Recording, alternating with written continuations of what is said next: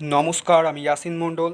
এটি হচ্ছে ক্লাস 7-এর ম্যাথসের সেকেন্ড ইউনিট টেস্ট 2024-এর কোয়েশ্চেন পেপার। তোমরা হয়তো অনেকেই জানো যে বেশ কিছু সরকারি স্কুলে এখন থেকে পরীক্ষা শুরু হয়ে গেছে এবং বেশ কিছু সরকারি স্কুলে বাকি রয়েছে, যেটা আগামী কয়েকদিনের মধ্যেই শুরু হবে। তো এটি হচ্ছে কলকাতা পার্শ্ববর্তী একটি সরকারি হাই স্কুলের question paper, class 7 maths. Full marks হচ্ছে 50, টাইম হচ্ছে 1 hour 30 minutes। অত্যন্ত সহজ প্রশ্ন এবং নাম্বার গেইন করা এই স্কুলে কিন্তু খুব সহজ। তার কারণ হচ্ছে দেখো, টোটাল দুটো ক্যাটাগরিতে প্রশ্ন দিয়েছে এবং 20 এবং 30 রেশিওতে রয়েছে। একের দাগে কী বলছে, নিম্নলিখিত প্রশ্নগুলি উত্তর দাও। 5টি আছে, করতে পারলে 20 নাম্বার, অর্থাৎ অর্থাৎ এক একটি করে 4 নাম্বার করে ক্যারি করছে।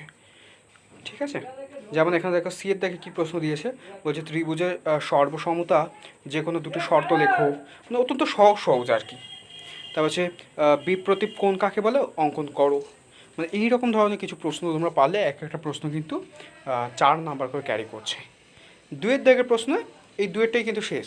2-এর দাগে দেখো 5 গুণ 6 রয়েছে, অর্থাৎ এখানে হচ্ছে তোমাদের টোটাল 6টা করতে হবে, এক একটা 5 নাম্বার করে ক্যারি করছে, 30 নাম্বার পাওয়া যাবে। এর দাগের প্রশ্নটি বলছে একটি ট্রেন 4 সেকেন্ডে একটি টেলিগ্রাফ পোস্ট এবং 20 সেকেন্ডে 264 মিটার দীর্ঘ একটি সেতু অতিক্রম করতে পারে। ওই ট্রেনটির দৈর্ঘ্য ও গতিবেগ নির্ণয় করো। এই একটা প্রশ্ন রয়েছে।